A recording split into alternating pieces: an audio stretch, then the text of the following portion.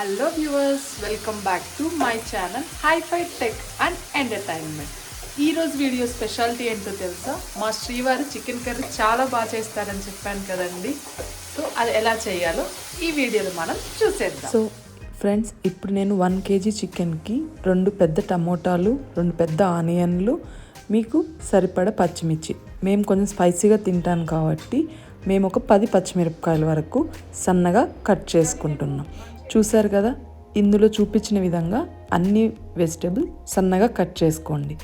అలాగే అల్లం వెల్లుల్లి పేస్ట్ ఆల్రెడీ ఉండేది కాకుండా ఫ్రెష్గా చేసుకుంటే చాలా బాగుంటుంది. సో ఫ్రెండ్స్, ఇప్పుడు మనం అల్లం వెల్లుల్లి పేస్టు రోల్లో వేసుకొని మెత్తగా పేస్ట్ అయ్యేంత వరకు దంచుకుందాం. సో ఇప్పుడు మనం గ్యాస్ ఆన్ చేసుకొని ప్యాన్ పెట్టేసుకొని ప్యాన్ వేడయ్యాక తగినంత ఆయిల్ వేసుకుందాం. ఇప్పుడు మనం కట్ చేసి పెట్టుకున్న పచ్చిమిర్చి ముక్కల్ని వేసుకుందాం. పచ్చిమిర్చిని మీడియం ఫ్లేమ్లో పెట్టుకొని బాగా ఫ్రై అయ్యేంత వరకు వేయించుకోవాలి. ఇప్పుడు ఇందులో మనం కరివేపాకు కూడా వేసుకొని కాస్త ఫ్రై చేసుకోవాలి. సో ఇప్పుడు చూసారు కదా, ఇది బాగా ఫ్రై అయిపోయింది.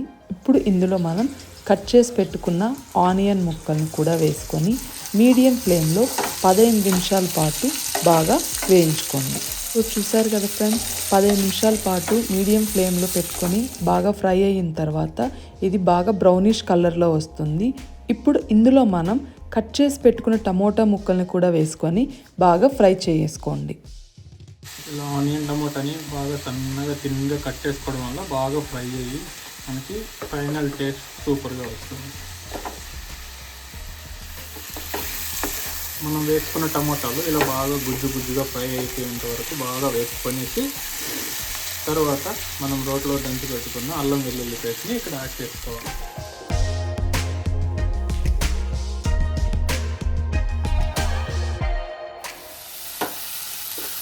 వేసుకున్న అల్లం వెల్లుల్లి పేస్ట్ని బాగా కలిపి బాగా ఒక 5 minutes వరకు ఫ్రై చేసుకోవాలి. సో అప్పుడు మనకి బాగా పచ్చి వాసన పోయి అల్లం వెల్లుల్లి ఫ్లేవర్ అంతా మన మసాలా మన గ్రేవీకి వస్తుంది. ఫ్రై అయ్యేంత వరకు సో బాగా ఇలా అల్లం వెల్లుల్లి ఫ్రై అయ్యేంత వరకు వేపుకొని ఇప్పుడు మనం కడిగి ఉంచుకున్న చికెన్ని యాడ్ చేసుకోవాలి.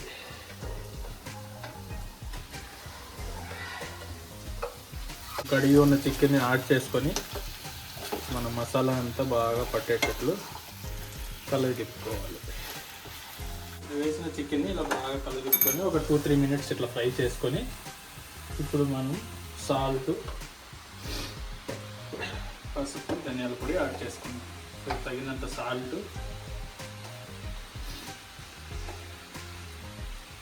సరిపడా పసుపు పొడి,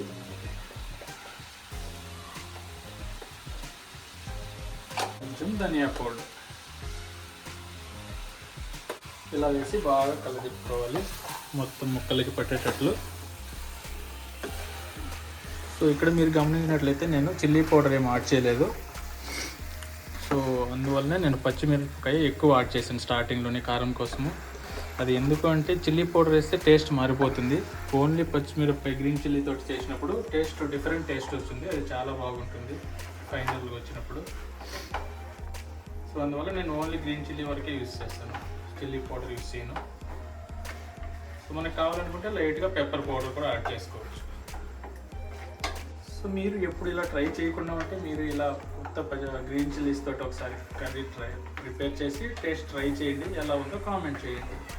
మనకు కావాల్సిన పళ్ళు వేసుకున్న తర్వాత ఒక 3-4 minutes ఇలా ఫ్రై చేసుకొని తగినంత వాటర్ యాడ్ చేసుకోవాలి. సో 1 kilo చికెన్ కాబట్టి ఒక 2 glasses సరిపోతుంది. 2 పెద్ద గ్లాసెస్ ఆఫ్ వాటర్ నేను ఇక్కడ యాడ్ చేశాను. సో వాటర్ వేసిన తర్వాత ఇది బాగా మిక్స్ చేసుకునేసి ఒక 15 minutes, 5 minutes ఫుల్ ఫ్లేమ్లో ఉంచి తర్వాత ఒక 10 minutes లో ఫ్లేమ్ మీడియం ఫ్లేమ్లో ఉడకనివ్వాలి.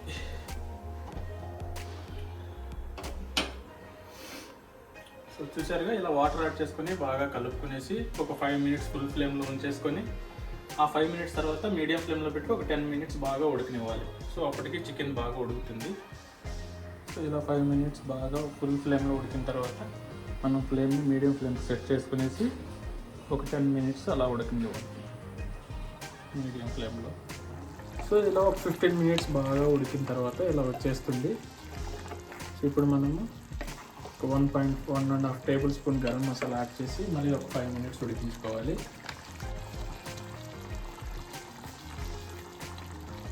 సో ఒక 1.5 table spoon garam masala add చేశాను. దీన్ని బాగా కలదిప్పుకొని మిక్స్ చేసుకొని ఒక 5 మినిట్స్ మీడియం ఫ్లేమ్లోనే ఉడికించుకోవాలి. మసాలా వేసిన తర్వాత ఒక 5 to 10 మినిట్స్ అలా ఉడికించుకొని మనం ఒకసారి ఇలా మిక్స్ చేసుకునేసి ఇప్పుడు మనం ఒక స్పూన్ చికెన్ మసాలా వేసుకోవాలి. చికెన్ మసాలా వేసిన తర్వాత బాగా మిక్స్ చేసుకునేసి సో ఇలా బాగా మిక్స్ చేసుకొని ఇప్పుడు మనం మూత తీసేసి ఫుల్ ఫ్లేమ్లో ఈ గ్రేవీ అంతా డ్రై అయిపోయేంత వరకు ఉడికించుకోవాలి. ఈ గ్రేవీ మనకి ఫుల్ డ్రై అయిపోవాలండి. ఈ గ్రేవీ వన్స్ అంతా డ్రై అయిపోతే ఆ మసాలా అంతా ముక్కలకి బాగా పట్టి ముక్క బాగా మ్యారినేట్ అయ్యి టేస్ట్ బాగా వస్తుంది. సో గ్రేవీ అలాగే ఉంచడం వల్ల ఏమవుతుందంటే టేస్ట్ అంతా గ్రేవీకి వెళ్తుంది. మనం వేసిన మసాలా టేస్ట్ అంతా గ్రేవీకి వెళ్తుంది. సో పీస్ టేస్ట్ రాదు. సో ఇలా బాగా హై ఫ్లేమ్ పెట్టేసి చేసుకోవాలి. సో హై ఫ్లేమ్లో పెట్టి గ్రేవీ డ్రై అవ్వడానికి హై ఫ్లేమ్లో పెట్టి మనం ఉడికించేటప్పుడు ఇలా మిక్స్ చేస్తూ ఉండాలి. అలాగే ఐడల్గా వదిలేయడం వల్ల ఏమవుతుంది, అడుగు మాడిపోతుంది. సో దానివల్ల ఇట్లా మిక్స్ చేసుకుంటూ ఉండాలి. సో ఎక్కువ గరిటెతో కలపకూడదు. సో పీస్ ఆల్రెడీ ఉడికిపోయింది కాబట్టి అది బ్రేక్ అయిపోతుంది. దానివల్ల జస్ట్ లైట్గా ఇట్లా కలుపుతూ ఉండాలి. పీస్ జస్ట్ కొంచెం కలవడానికి మాడకుండా. గ్రేవీ కొంచెం చిక్కబడింది కాబట్టి నేను ఇంకా గరిటె వాడకుండా ఇలాగే కలుపుతున్నాను, మిక్స్ చేస్తున్నాను. సో ఎందుకంటే గరిటె పెట్టడం వల్ల పీస్ ఉండదు, పీస్ పోతుంది. సో ఇలాగే కంప్లీట్ డ్రై అయిపోయేంత వరకు ఫ్రై చేసుకోవాలి. సో గ్రేవీ డ్రై అయిపోతున్న కొద్దీ మనం ఇలా మిక్స్ చేసుకోవాలి. ఇలా తిప్పుకుంటూ సో కింద ఉన్న చికెన్ పైకి వస్తున్నట్లు ఇలా మిక్స్ చేసుకుంటూ ఫ్రై చేసుకోవాలి. సో కంప్లీట్ డ్రై అయిపోయి పీస్ ఇలా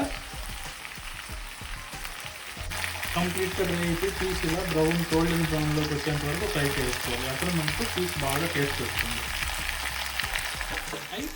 చూస్తున్నారుగా ఇలా గ్రేవీ అంతా డ్రై అయిపోయి పీస్ బాగా ఫ్రై పీస్ లాగా వచ్చేటట్లు చేసేసుకోవాలి.